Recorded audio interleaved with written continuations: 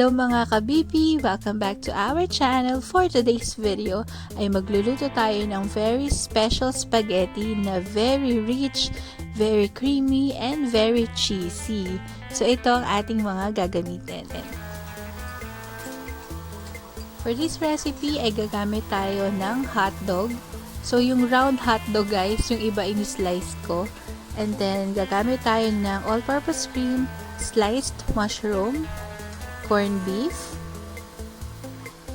liver spread, grated cheese, onion, red bell pepper, and garlic. So guys, bago tayo mag-proceed, kung hindi ka pa nakasubscribe sa channel ko, please click the subscribe button at i-click mo na rin yung notification para lagi kang updated sa mga videos ko. So, sa ating kaserola, meron na tayo dyang konting cooking oil and then magbe-melt din tayo ng 1 to 2 tablespoon of butter. So, naglagay tayo ng oil para hindi masunog yung ating butter.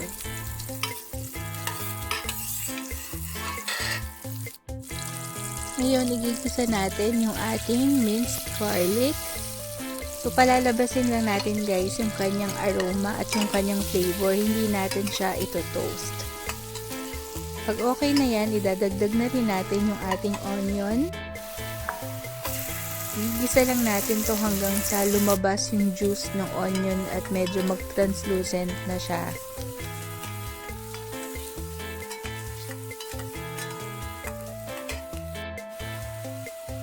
Lalagyan na natin yung ating bell pepper.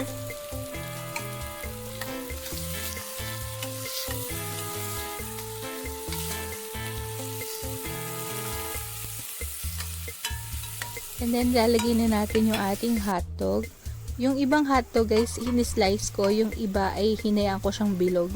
Sinadya kong bilog-bilog siya kasi gusto ko yung pagka sinubo ko yung hotdog, parang meron siyang magbe-burst na cheese sa loob. Kasi, guys, cheese dog nga pala to, by the way.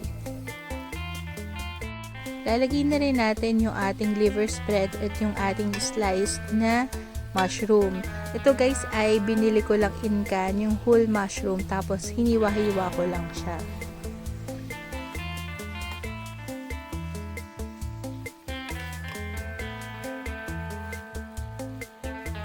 At dahil wala akong ginili, maglalagay tayo ng corned beef.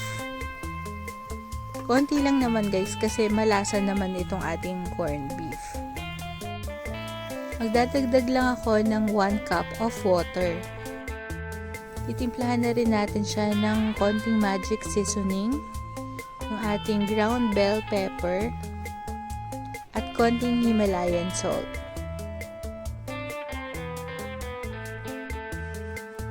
Magdadagdag din tayo ng konting grated cheese para mas maging malinamnam itong ating spaghetti sauce. Maglalagay din ako ng 1 tablespoon of soy sauce to taste and magdagdag ng color. Ngayon, ilalagay na natin itong ating Italian style spaghetti sauce. Ito guys ay 1 kilo.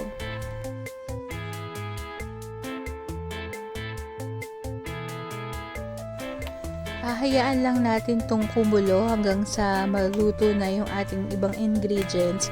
And at this point, pwede nyo na rin i-adjust yung taste niya kung gusto nyo ng mas maanghang or mas maalat or kung gusto nyo ng medyo matamis-tamis, pwede nyo lagyan ng konting sugar.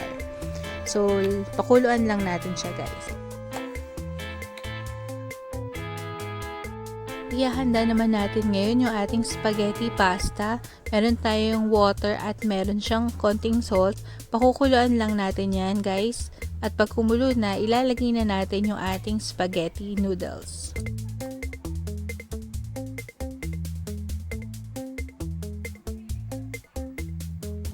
So, medyo na-soak ko na siya dun sa ating boiling water. Magsisimula na akong gawin yung another sauce. So, sa isang pan, magme-melt tayo ulit ng 2 tablespoon of butter.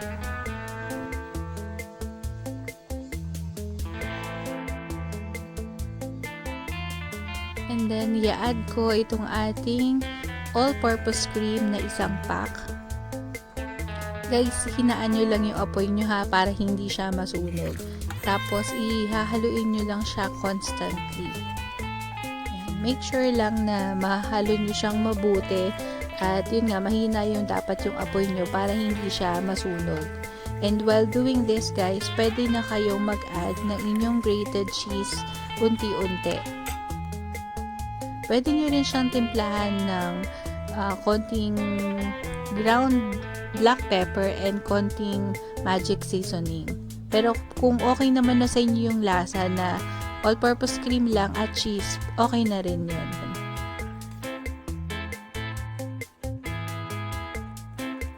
So, gagawin lang natin to guys hanggang sa medyo lumapot na itong ating white sauce.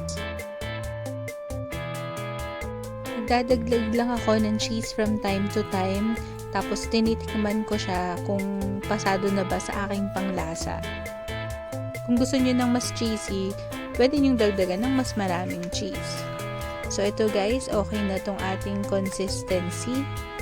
Sisiguraduhin na lang natin na na-melt ng mabuti yung ating cheese. Mas madali guys kung gagamit kayo ng quick melt na cheese.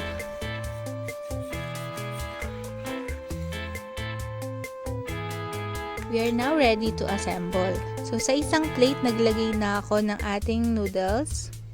Ngayon naman, lalagyan natin siya on top ng ating Italian spaghetti sauce, yung ating niluto kanina.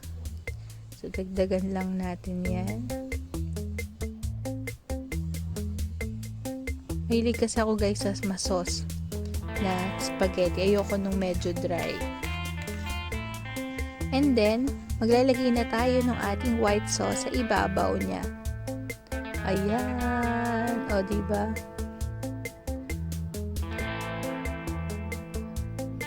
So, parang ito na guys yung alternative natin dun sa iniibabaw natin na grated cheese. Ito na siya.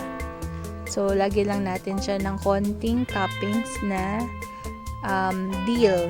O kung meron kayong ibang guys, herb na pwedeng ilagay on top, pwede din yun. Ito kasi pinitas ko lang sa garden namin. And we are ready to eat. Presenting our very special, very creamy and cheesy spaghetti. Tignan nyo naman yan guys kung gaano yan ka-rich and creamy, diba? I hope mga ka-BP you enjoyed watching this video. Please don't forget to hit the like, share, and subscribe button kung hindi ka pa naka-subscribe. Thank you for watching!